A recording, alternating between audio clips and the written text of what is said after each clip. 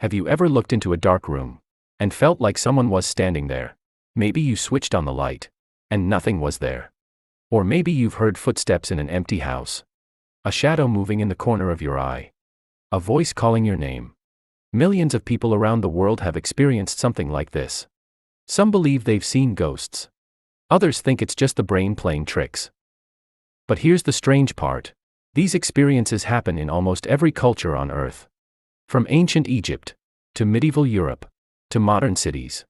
So the real question isn't, do ghosts exist?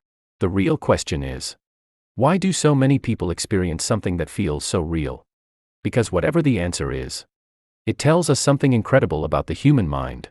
Let's start with something that happened to almost everyone. You're home alone. It's late. The lights are off. You hear a sound upstairs. Your heart starts racing. You freeze.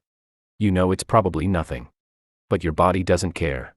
Within seconds, your breathing changes. Your muscles tighten. Your senses become sharper. Why? Because your brain has just switched into survival mode. And when that happens, it starts making one very important mistake. It would rather imagine danger than miss real danger. Imagine our ancestors walking through a forest 100,000 years ago. A bush moves. There are only two possibilities.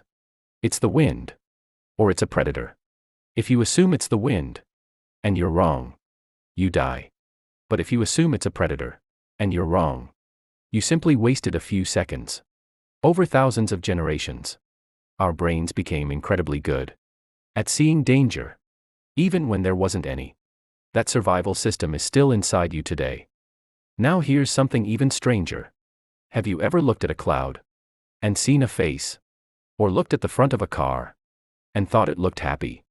Your brain loves finding patterns, especially faces. Scientists even have a name for it. Pareidolia.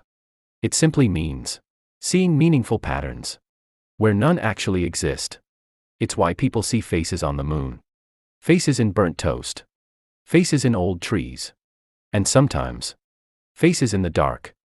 Your brain isn't broken. It's doing exactly what it evolved to do. Recognize another human as quickly as possible, even if it has almost no information. But what about people who swear they actually saw a ghost? Not just a shadow. Not just a strange feeling. They describe full human figures. Some even say those figures spoke to them. This brings us to one of the strangest experiences the human brain can create. Sleep paralysis. Imagine waking up, opening your eyes, but your body refuses to move. You're completely awake, but completely frozen. Many people also report something else. Someone standing beside the bed, watching them. Sometimes it's an old woman. Sometimes a dark figure. Sometimes something with glowing eyes. It feels completely real. Because during sleep paralysis, part of your brain is still dreaming, while another part has already woken up. Reality and dreams overlap for a few terrifying moments. Throughout history, people didn't know this. So different cultures gave these experiences different names. Demons, spirits, witches, ghosts.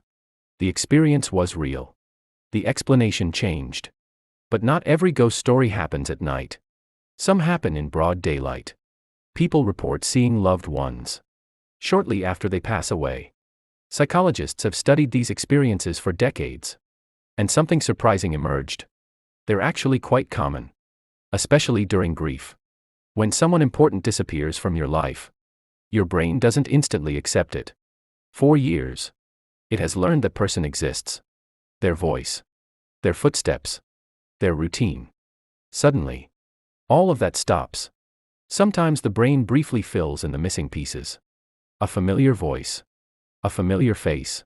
A familiar presence.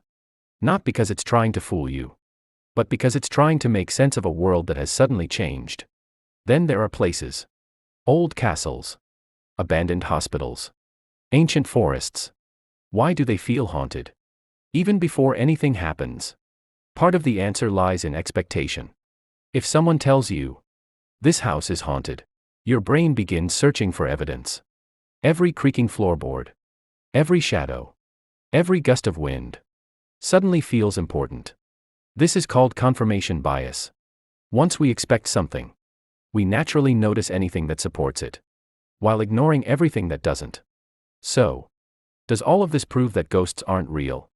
Not exactly. Science can explain many experiences that people describe as paranormal: fear, sleep paralysis, grief, pattern recognition, expectation, memory. Together, they explain a surprising number of ghost sightings. But science is also honest. There are still individual experiences that remain unexplained. An unexplained experience isn't automatically proof of ghosts. But neither should it be dismissed without curiosity. History shows us that many mysteries eventually found explanations. Others are still waiting. Maybe the biggest mystery isn't ghosts at all. Maybe it's the human brain. An organ so powerful, it can create dreams that feel real, faces that don't exist, voices that nobody spoke, entire worlds while we sleep. The next time you hear a strange noise in the dark, or catch a shadow in the corner of your eye, ask yourself one question: did I just witness something supernatural? Or did I witness one of the most extraordinary survival machines ever created? Because whichever answer you believe, the real mystery has always been the human mind.